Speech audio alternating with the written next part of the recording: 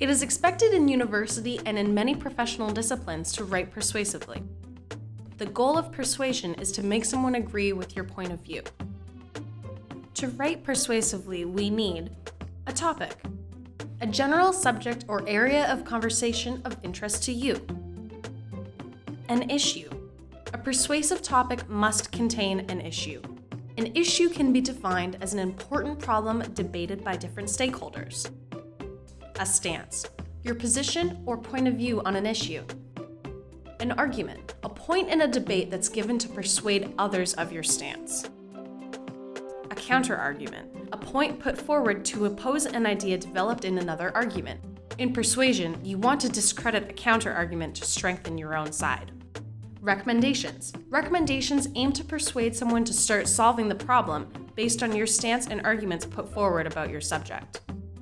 If your topic does not contain an issue, you can't take a stance on that issue, and you'll be unable to persuade anyone to agree with your point of view. Most issues fall under large controversial subjects. These subjects help identify issues when researching topics. Technology. Technology advances quickly, and sometimes people don't like how it affects the way we live our lives. For example, should cell phones be turned off or ignored when spending time with others? Education. Having a good education is crucial in developing individuals' skills. Some ways of teaching are more effective than others. For example, should laptops be allowed in classes? Identity. How individuals define themselves is evolving. Depending on how you identify yourself, for example, gender, race, and age, and in what social context, you may be treated differently. For example, should there be regulations when playing online games to protect gamers from harassment?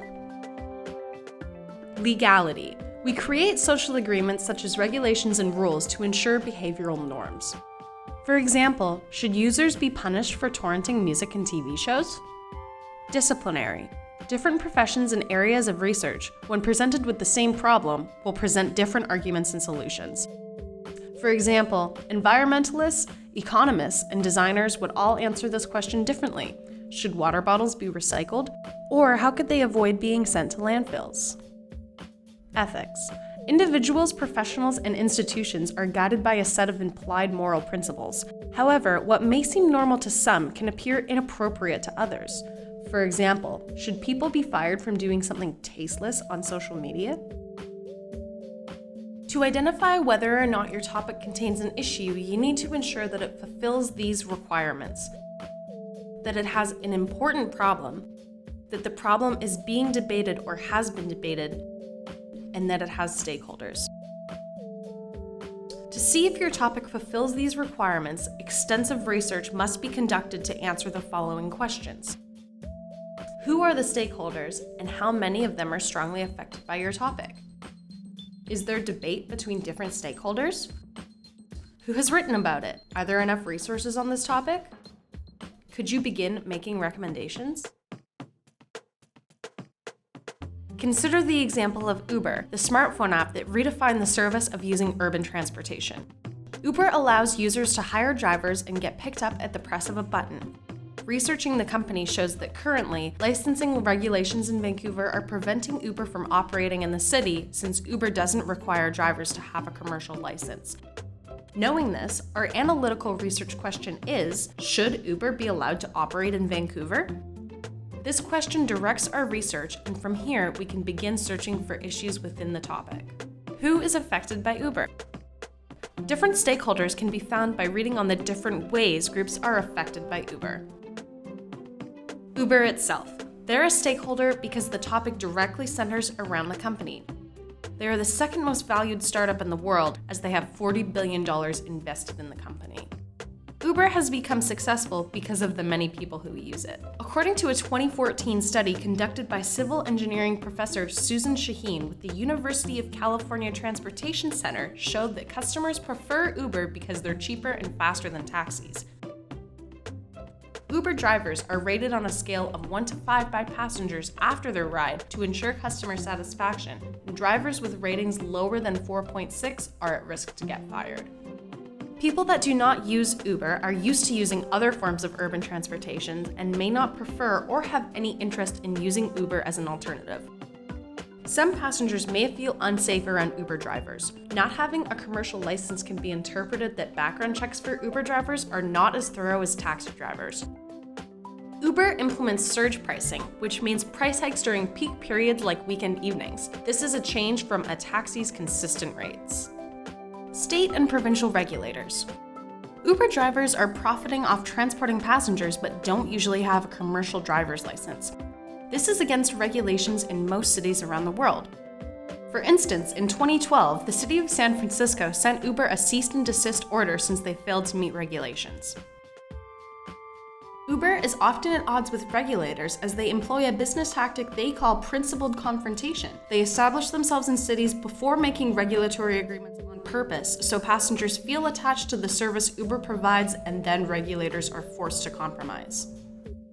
Urban transportation competitors. Taxi companies don't like Uber because they're stealing their business. Cab drivers have started protests all around the world, recently in Paris, France in June 2015 and in Toronto, Ontario in July 2015. These are some of the stakeholders found in initial research, but there could be more. Is there debate? After analyzing the different stakeholders, we can see that there are several debates. Uber experiences technology, legal, and ethical issues. Their mobile application is changing the way we experience urban transportation services, but doing this makes their competition frustrated. They have conflicts with various state and provincial governments since Uber doesn't always adhere to licensing regulations. And their business model causes conflict because they establish themselves in cities before coming to regulatory agreements. Who has written about it? When researching, you should search for experts, people with extensive knowledge or experience related to the topic. You will likely include a variety of experts from a range of academic and popular sources who highlight different aspects of your topic. Writing about Uber, you might include experts like Douglas Macmillan, a journalist who has written extensively about the company, as well as researchers in the University of California Transportation Center who conducted a study on the use and impact of services like Uber. The experts you choose can help to make your paper more persuasive. Can you begin making recommendations? Do you have enough research and information to answer your research question? Should Uber be allowed to operate in Vancouver? Based on the information you've gathered, now you must take a stance on the question. Your stance should inform your recommendations that suggest the best course of action within the topic.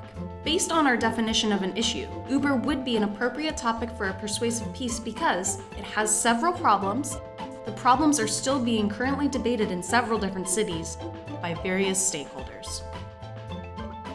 Using these 4 questions as a framework can help you determine which topics have a debatable issue and are appropriate for persuasive writing. This process is only effective when sufficient research is completed to answer the 4 questions thoroughly.